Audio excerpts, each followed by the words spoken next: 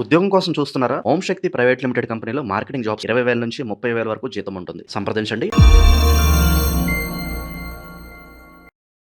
అందరికీ నమస్కారం. ప్రస్తుతం మనతో పాటు ఉన్నారు ప్రముఖ తంత్ర జ్యోతిష్యులు, జ్యోతిష్య రత్న, జ్యోతిష్య సామ్రాట్ డాక్టర్ చింత రుక్మందరావు గారు. గురుగారితో మాట్లాడదాం. నమస్కారం గురుగారు. మాతృదేవోభవ, పితృదేవోభవ, ఆచార్యదేవోభవ.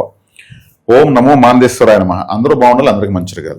గురుగారు, ఆగస్టు మాసంలో మకర రాశి వారికి ఎలా ఉందంటారు? ఎలాంటి జాగ్రత్తలు తీసుకోవచ్చు అంటారు? ఆర్థిక పరంగా, ఆరోగ్య పరంగా ఈ మాసం వీరి గ్రహ గోచారం ఏంటంటారు?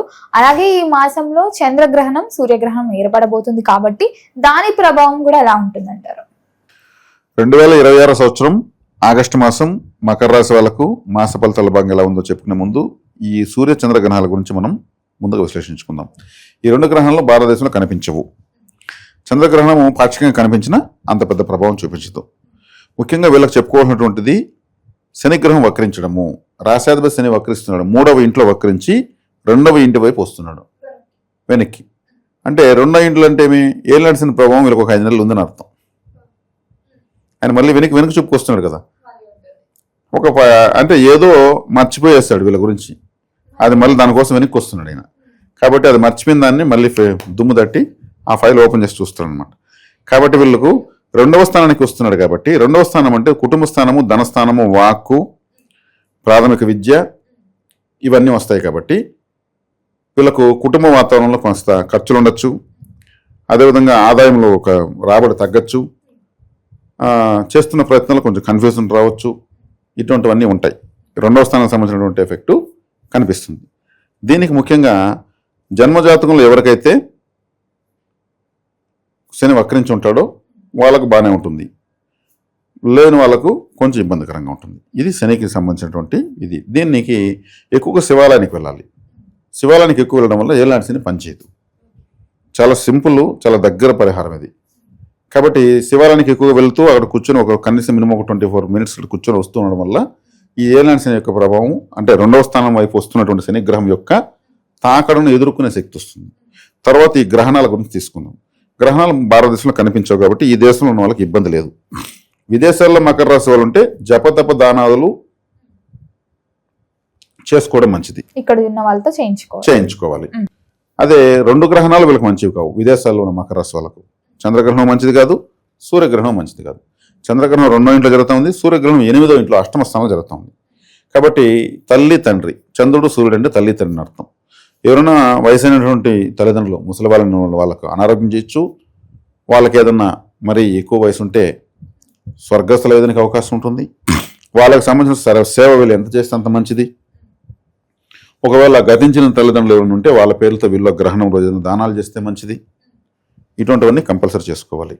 సూర్యగ్రహణం జరిగినప్పుడు మరుసటి రోజు గోధుమలు, ఒక రాగి పాత్ర నిండా చిన్న రాగి కప్పు తీసుకుని అందులో నెయ్యి పోసి అందులో మున్నుగట్టుగా 2 నాగపడగలు పెట్టి దక్షిణ తాంబూలాలు పెట్టి పండ్లు పూలు పెట్టి బ్రాహ్మణులు దాని ఇవ్వడం మంచిది.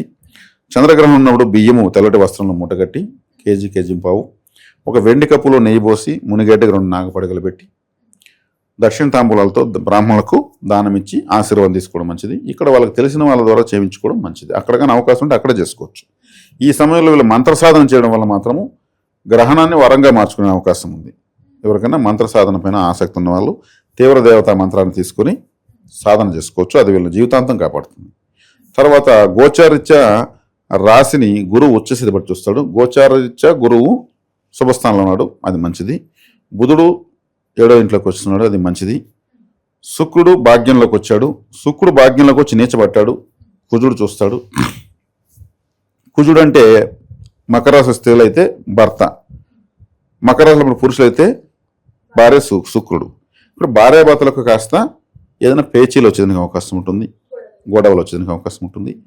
ఎందుకంటే ఈ గొడవలు వస్తాయంటే భయపడాల్సిన అవసరం లేదు. అన్యోన్యంగా ఉన్న దంపతులు గొడవలు రావాలి. అలా వచ్చినప్పుడు వాళ్లకు ఒకరి పట్ల ఒకరికి ఉన్న ప్రేమానురాగాలు ఏ స్థాయిలో ఉన్నాయో తెలుస్తుంది. ఒకరి మీద ఒకరు ఉన్న బాధ్యత ఏ స్థాయిలో ఉందో తెలుస్తుంది.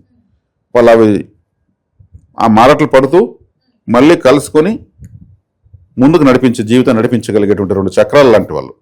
ఒక భార్య ఒక భర్త అంటే ఒక రాబోయే ఎన్నో వందల వేల తరాలకు వీళ్ళు నిర్మాతలు.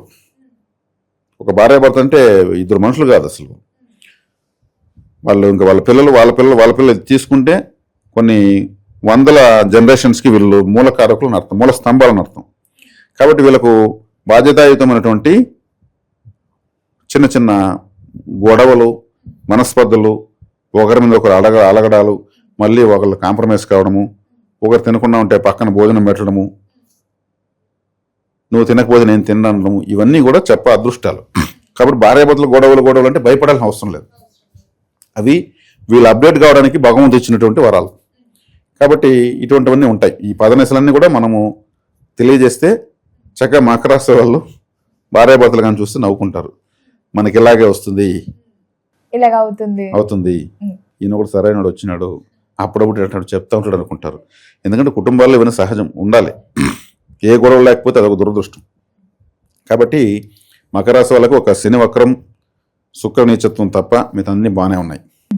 మరి గురుగారు విద్యార్థులకు ఎలా ఉంటుందంటారు ఈ మకర రాశిలో ఉన్న వారికి? మకర రాశిలో ఉన్న విద్యార్థులకు ద్వితీయ స్థానంలో రాహు ఉన్నాడు. ద్వితీయ స్థానంలో రాహు చాలా చాలా చాలా కన్నింగ్ ప్లానెట్. తెలివిగా వీళ్ళు షార్ట్ కట్ మెథడ్స్లో చదువుతుంటారు. షార్ట్ కట్ మెథడ్లో చదవడం చాలా ఇంటెలిజెన్స్ ఉన్నటువంటి వాళ్ళు చేస్తారు. అంటే కష్టపడి చదివేదానికన్నా ఐడియల్గా చదువుతారు, తెలివిగా. ఈ రాశిలో ఉన్నటువంటి వాళ్ళు ఎవరైనా మంత్ర విద్యలు, పారాసైకాలజీ, క్షుద్ర విద్యలు నేర్చుకోవాలనుకున్న వాళ్ళు ఈ సమయంలో వాళ్ళు అటువంటి ఆసక్తి ఉన్న వాళ్ళైతే ఈజీగా వచ్చేస్తాయి. రాహువు ద్వితీయంలో ఉండడం, నోట్లో ఉండడం అని అర్థం. అంటే నెగిటివ్గా ఉన్న విద్యలు తొందరగా వచ్చేస్తాయి, క్షుద్ర విద్యలు ఇవన్నీ బాగా వేగంగా వస్తాయి. రెండవ ఇంట్లో రాహు ఉన్నాడు అనుకోండి, మంత్ర విద్యలు, పాము మంత్రాలు, తేలు మంత్రాలు,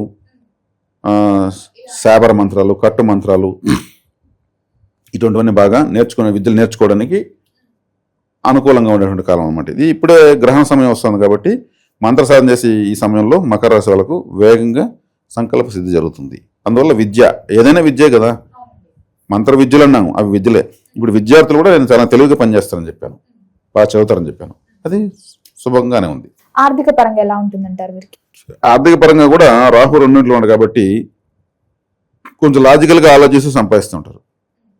రాహు ఎక్కడ ఉంటే అక్కడ లాజిక్ ఉందని అర్థం, లాజికల్గా ఉంటారని అర్థం. రాహు మూడో ఇంట్లో అనుకో, వీళ్ళ బ్రదర్స్ అండ్ సిస్టర్స్ లాజిక్గా ఉంటారు. నాలుగో ఇంట్లో ఉన్నారనుకో, వీళ్ళ ఊర్లో వీళ్ళు లాజిక్గా ఉంటారు. ఐదులో ఉంటే వీళ్ళ పిల్లలు లాజిక్గా ఉంటారు. ఇట్లా రాహు రెండో ఇంట్లో ఉన్నాడు కాబట్టి సంపాదన విషయంలో లాజికల్గా వీళ్ళు వెళ్తూ ఉంటారు. ఆ స్థితిని రాహు అనుగ్రహిస్తాడు. మరి గురుగారు ఈ మాసంలో వీరికి ఒక హెచ్చరిక అంటే ఏం చెప్తారండి? హెచ్చరిక అంటే శనిగ్రహము హెచ్చరిక ఇస్తా ఉంది, మళ్ళీ నేను వెనక్కి వస్తున్నాను. ఏలినాడ్సన్తో బాగా క్రష్ అయిపోయిన రాసిద్ది ఈ మధ్యకాలంలో. బాగా వీళ్ళు నలిగి అదే అంటారు, లావుగున్నవాడు అదే సందులు దూరి బయట వచ్చి నూలులాగా బయట వచ్చాడని కష్టపడి అట్లయిపోయారు ఈ మధ్య ఏలినాడ్సన్తో వీళ్ళు. అంటే అంత క్రష్ అయిపోయారు. మళ్ళీ శని వెనక్కి వస్తున్నాడు, మళ్ళీ కొంచెం క్రష్ అవుతారు. అని ఏం చేస్తాడు, అరే నేను మొన్న రోజు పోతే నేను ఒకటి మర్చిపోయాను నీ గురించి, అది దానికి సమాధానం చెప్పు అని వస్తున్నాడు. కాబట్టి శివాలయానికి వెళ్ళడం వల్ల, శివనామ స్మరణ చేయడం వల్ల ఆ యొక్క ఎనర్జీ, ఆ బూస్ట్ అనేది వచ్చేస్తుంది. మొత్తం మీద గురువు గారు ఆగస్టు మాసంలో మకర రాశి వారికి ఎలా ఉంది, ఎలాంటి జాగ్రత్తలు తీసుకోవాలో తెలియజేసినందుకు ధన్యవాదాలు.